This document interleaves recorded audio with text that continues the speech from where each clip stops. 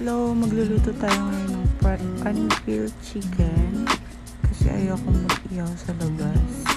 And maglalagay na tayo ng garlic, tapos barbecue marinade mix, tansya-tansya lang to, tapos toyo,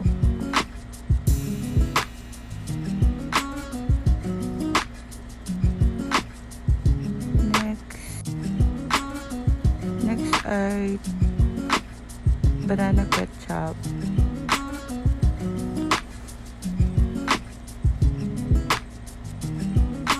tapos calamansi. Siguro ito mga 5 pieces lang. Tansya lang kasi dalawa lang yung chicken ko. First time kong lulutuin ito. Then after, isang kutsarang brown sugar,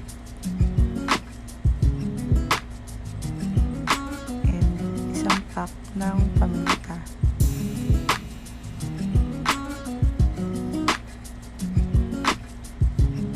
Ayan.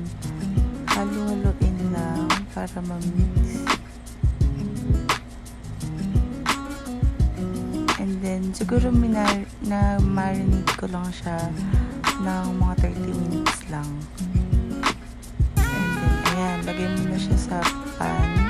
Papakuluan mo siya ng 10 to 15 minutes. Ako yung ginawa ko 7 minutes each side siya. Tapos ibabalik na rin ko na siya nun.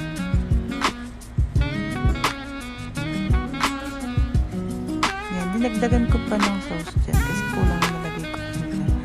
Ayan, tapos babaliktaran ko na, tapos set ko na yung timer ko ulit na 7 minutes each side. Yun lang. Para total of 40 minutes lang siya.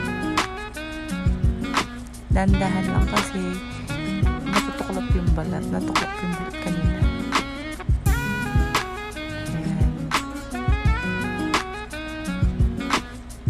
Ayan. Tapos, ipa-pan fry ko na siya. Much better kung meron kayong yung pan fry. Yung parang meron siyang guhit-guhit. Pero okay lang to. Pwede naman siya dyan. Lagyan mo na siya ng mantika, tapos painitan mo siya, and then lagay mo na yung chicken. Tapos yung natirang sauce, ilagay mo siya sa, ayan, babaw lang siya. Para yung lasa, manuot siya sa loob. Yan, maya iniikot mo siya kasi mabilis siyang madulok. At saka low heat pala to. Low heat lang. Pati yung kanina, napapakuluan mo siya. Low heat lang din.